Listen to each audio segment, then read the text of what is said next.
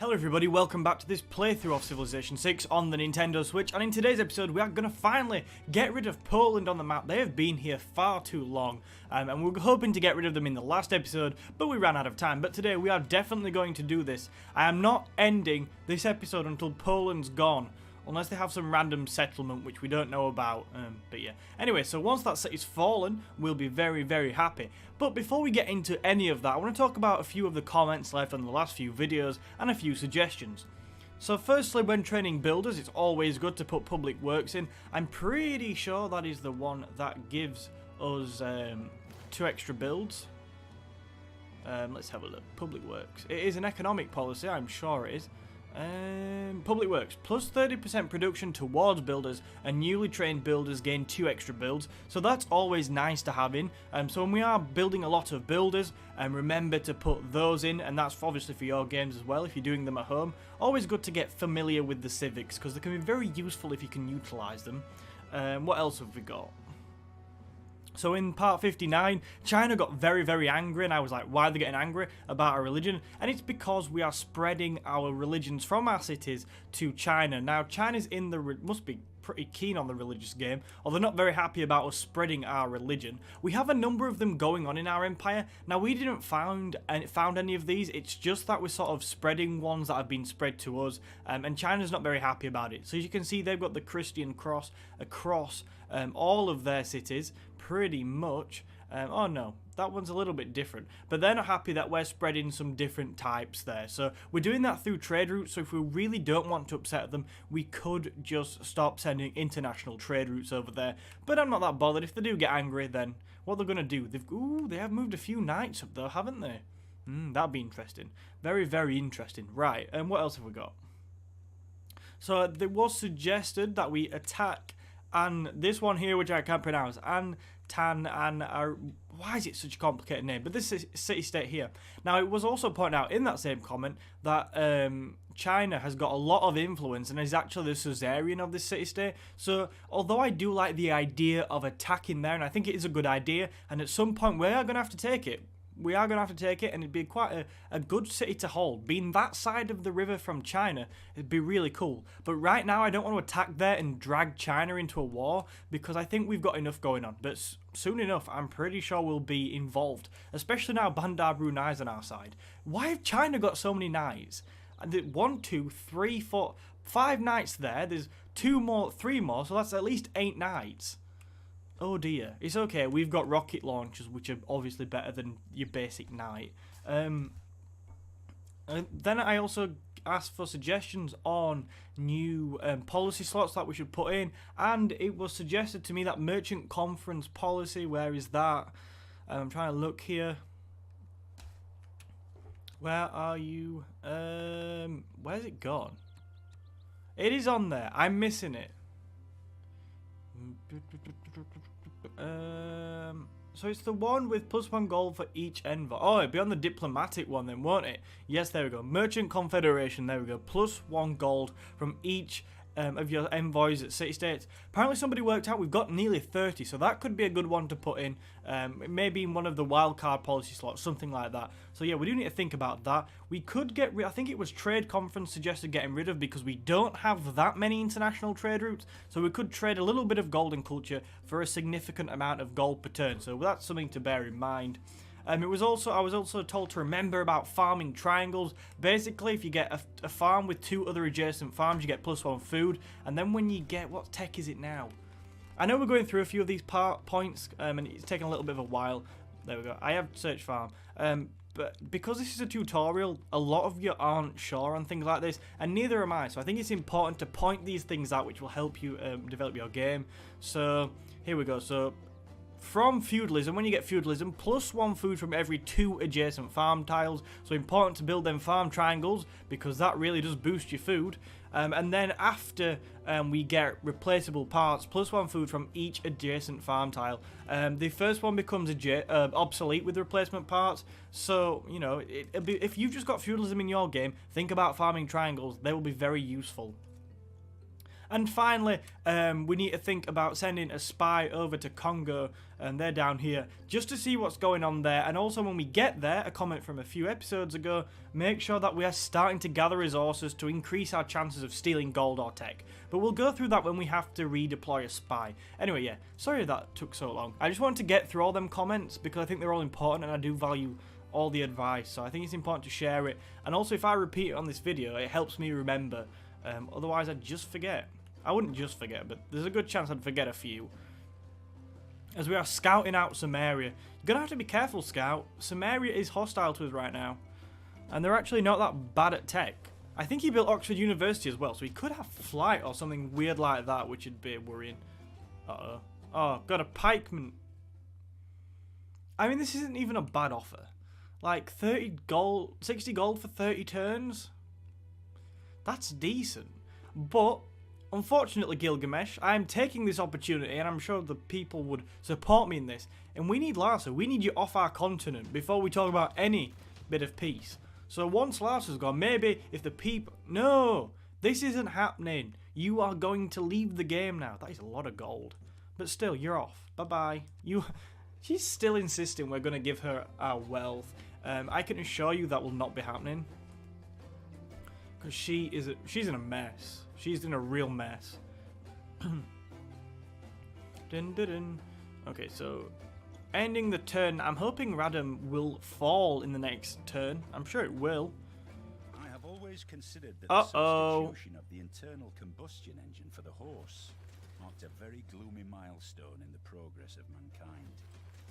Wow, that's an interesting quote there from Winston Churchill. I've been reading quite a bit on tanks recently, kind of weird. So we've got combustion, which means we have tanks.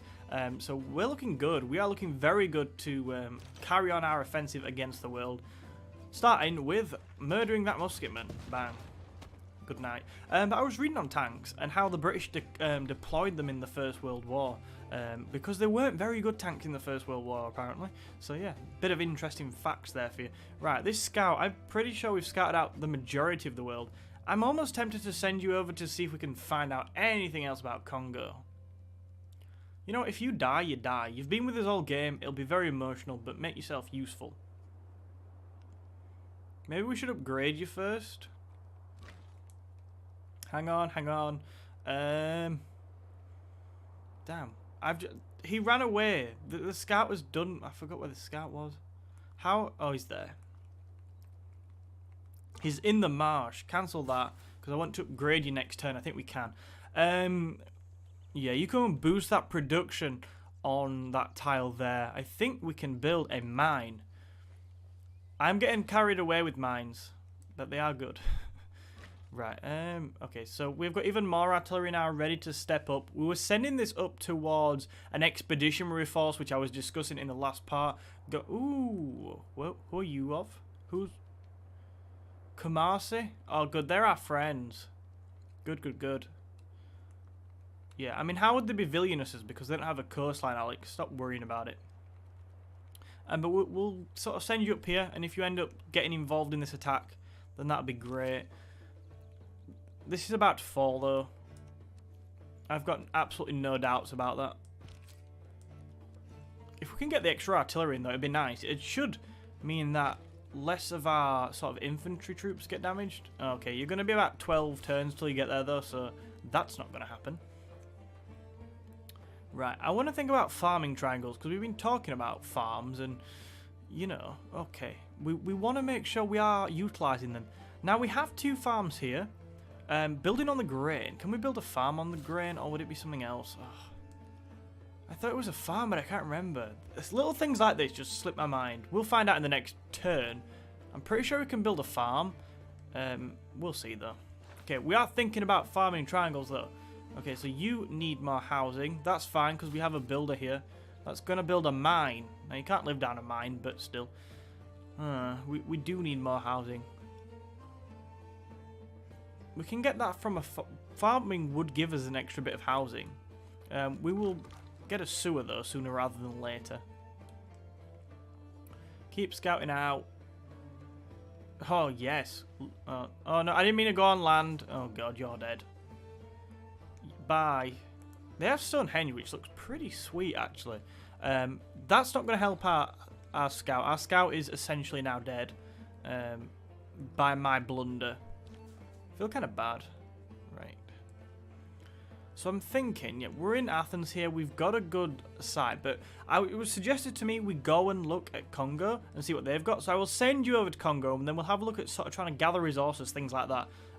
Just to experiment a bit more with spies, because myself, I need to learn more. Okay, it looks like one decent city, so we'll send you there. Go find out about Congo. Let's see what they've got going on. Right, you've built a mine. Let's have a look. We have so many mines, which make me happy.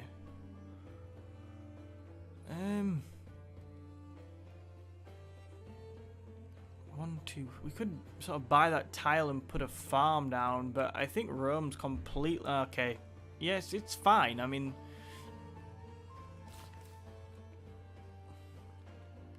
go clear that marsh. I am playing the get rid of the marsh game right now, and then we can build farms. Yay, farms! Right. Oh, cool. Now we can play about with our observation balloon and hopefully attach it to the artillery.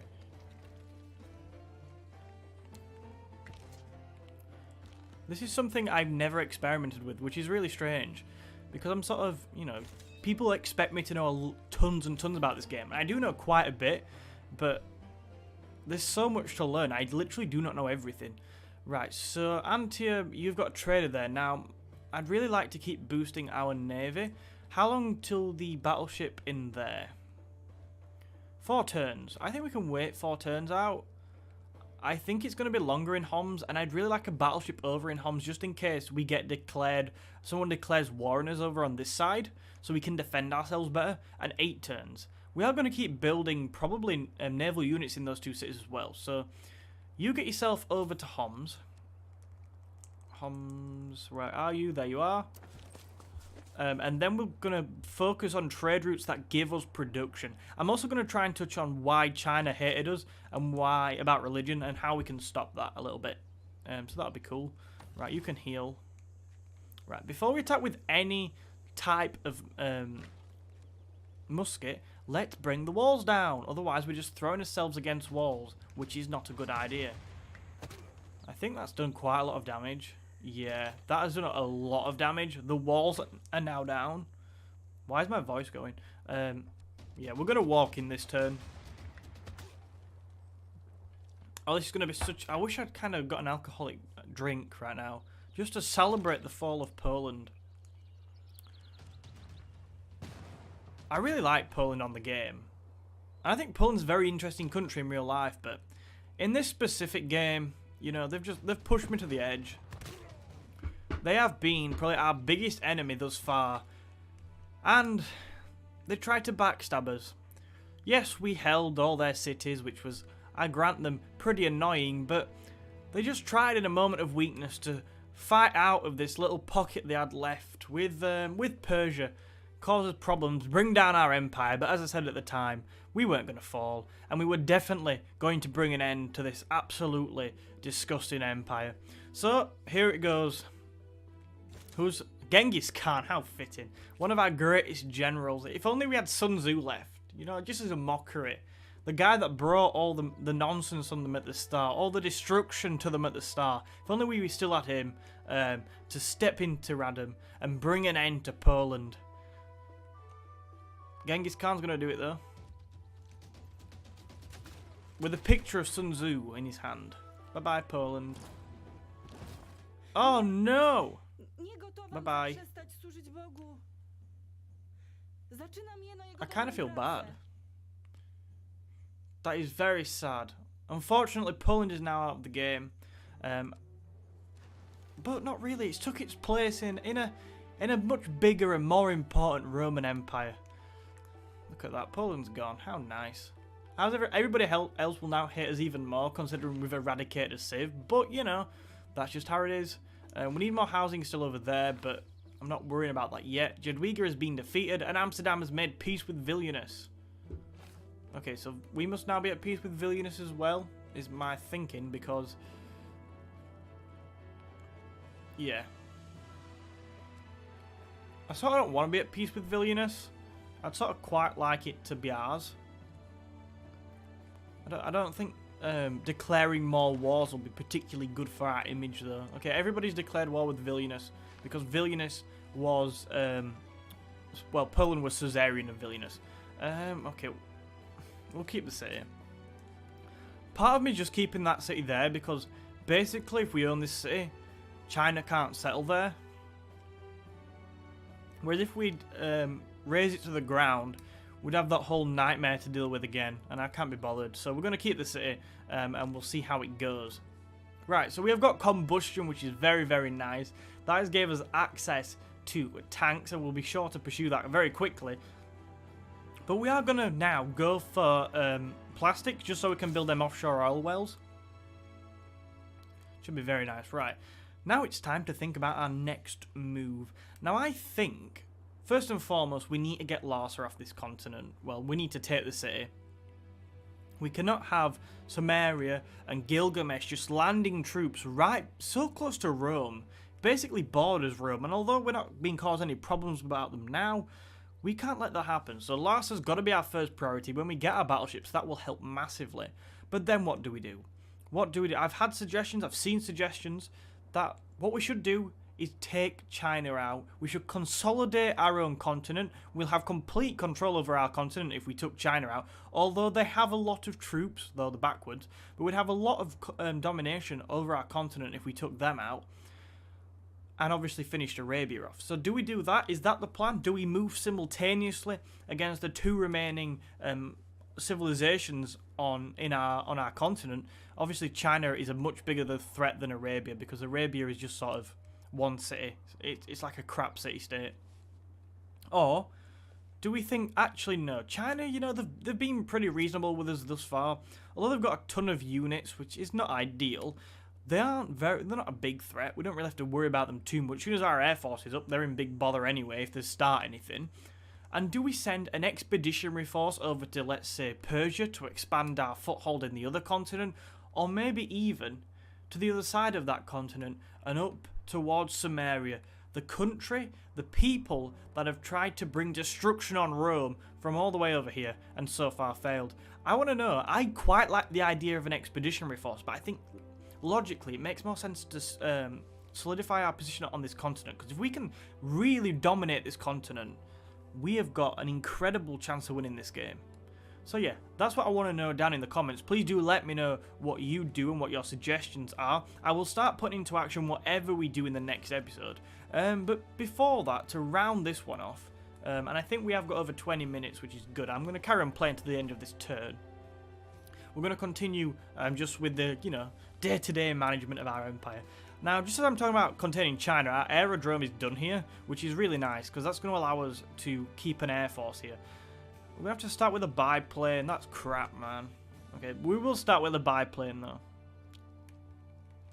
Yeah, we'll start with the biplane, and obviously when we get more advanced air units, we'll build them. But we are going to try and fire up that pretty quickly. Right, we've got a musketman completed in Stockholm. I think you're completely fine there. Just watch Arabia. That's fine. Do we have any problems in Stockholm? No, we don't. Our housing situation is okay. We could go for a university, which would make a lot of sense, boosting our science in Stockholm, a city-state that is very dependent on science and very science-focused. Okay, we will do that. My only other thought was, do we actually just go and build an entertainment complex, because we need the amenities? But no, I went for a university, which might not be the best move. Right. I'm thinking, what's the best idea here? If we're going to launch an attack on Samaria, I'm pretty sure we need our troops over the other side of the empire anyway, because we can just hop over there. I think that's their capital. Pretty sure it is if it's got the star next to it. So we could just hop over there and take their capital. So it makes sense to get a ton of troops around here, doesn't it? So they're going to have to travel all the way across the empire. Oh my god, this is going to take ages. Yeah, we'll get you moving anyway. We need some over here. The Sacred Reliables have been our troops for ages, really. Can we? Yeah, come up this way if you can. Yeah, go there. I'm not going to move everything because either way, whether we're... The screaming, what is it? I don't know. Either way, we're going to need troops to defend from China if they declare war. Or if we're going to take China out, we're going to need troops. Okay, you can just move down in this direction. And then when you get there, we'll have obviously know our decision on whether we're sending everything back to take some area or not. Or we're leaving them here. So then we can position you accordingly. Gdansk. I'm really keen to build up a navy. A navy is really high on my to-do list, so I kind of want you in another one of those. You go there to boost production again. AT crew. Oh, damn, that bombard's going to be a pain in the backside. Because it's going to range attack us. Okay, you just stay there. Stay there, stay there. Okay, our ironclad can now come back and try and stop anything landing, as it was doing a few turns ago. Before it got damaged. Our battleship will be ready soon anyway, so that'll be fine. I love how the Greek settlers been there for about 3 episodes now. Just go away. Just go home. We don't want you on this continent. Right, so I'm going to leave it there. I think it's a good position. We need to think about our next move.